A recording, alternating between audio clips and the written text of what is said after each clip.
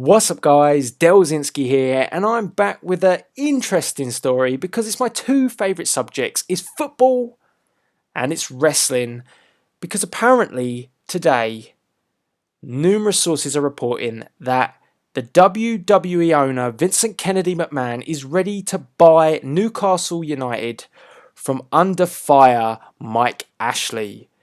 Yes, Vinnie Mac, good old Vince, wants to buy Newcastle United.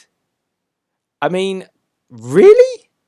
Vince wants to get involved in the Premier League here in the UK? Really? He wants to buy Newcastle? Really? That is my reaction to this. I can't seriously... Well, I can't take this seriously. But if it did happen, I was trying to play out the scenarios in my head in how it would work, and I came to the conclusion that what would happen is after Newcastle had a bad game and all is looking bad and bleak, Vince McMahon, Vinnie Mac, enters the changing room, goes up to Alan Pardew and goes, "Alan, you're fired." And that would obviously lead to the full-on revolution, as Vince would obviously want to inject a lethal dose of poison into Newcastle United to get them going again, which would ultimately lead to, Triple H coming in as player/manager for the football club. Meanwhile, he would assume most positions in the team, as he does, but not to mention you would have Shane O'Mac on the sidelines ready as a super sub to enter the team as and when necessary. On top of this as well, Stephanie McMahon would be about, maybe in a sort of director of football sort of role, and then again she'd be involved in any sort of screw job going, just to make sure that Newcastle get over the finish line when they need to. Now, this is the way I could see it happening. It would be very weird, wouldn't it? But that's how it would play out, most definitely. Now, I honestly, I'm having a bit of fun with it. I can't see it happening, but, to be honest, anything can happen in the WWE, and anything can happen really when you think about Newcastle, because they are under fire at the moment. They're not having the best of times. Mike Ashley pretty much using the club as a cash cow, because the way he looks at it is he brings in these players that are pretty decent, but then, after a couple of good seasons, he looks to shipping out to the best or the top bidder, really, because that's the way it works.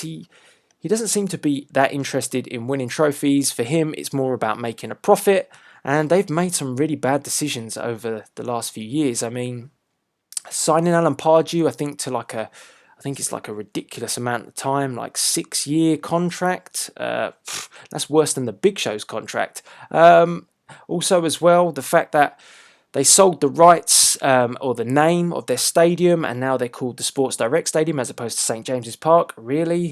That was another bad decision. And not just that, in the last transfer window, they also decided to sell Johan Cabaye, which is by far their best playmaker and the most creative player that they had in the team, to PSG, which ultimately has led to a pretty bad run of form. So if ever they needed Vincent Kennedy McMahon, the time is now. Does that mean John Cena's going to enter the team? Now, I mean, there is lots of jokes coming out with this story. There was a picture that I saw of, and also the quote saying that, "Have Newcastle hit rock bottom?" and a picture of The Rock bottoming Alan Pardew with the Newcastle United logo on his pants. That's a nice one. Also, the fact that Vince is already ready for the role, as he's wearing a referee shirt with the Newcastle logos on it. It gets better. And then we got the full-on Vincent Kennedy McMahon football team for Newcastle United, which had as the goalkeeper the great Carly. At left back they had Brock Lesnar.